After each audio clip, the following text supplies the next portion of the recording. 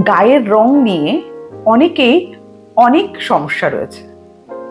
গায়ের রং নিয়ে অনেকের এই সমস্যার কারণে তারা ভুলভাল সিদ্ধান্ত নিয়ে ফেলেন।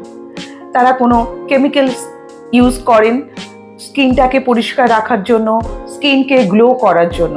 কিন্তু আমি আপনাদেরকে যেটা বলতে চাই সেটা হচ্ছে, যদি খাবারের দিকে একটু নজর রাখেন না, তাহলে আপনাদের স্কিন বা গায়ের রং সত্যি সত্যি অনেক ফেয়ার হবে, বা অনেক হেলদি হবে, বা অনেক গ্লেজি হবে।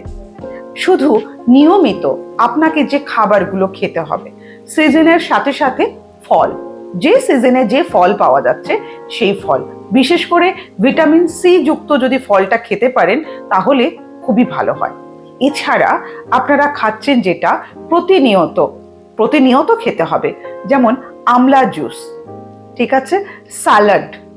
আর যেটা খেতে হবে সেটা হচ্ছে গাজরের রস আর বিটের রস। হ্যাঁ, একদিনেই দুটো খেতে হবে এমনটা নয়, এক এক দিন এক একটা আপনারা খেতে পারেন। যাদের গায়ের রং একটু শ্যামলা বা একটু কালো, বা যাদের গায়ের রং ফর্সা, প্রত্যেকেই এটা খেয়ে দেখবেন, স্কিন কিন্তু হেলদি হবে, আপনারা নিজেরাই বুঝতে পারবেন।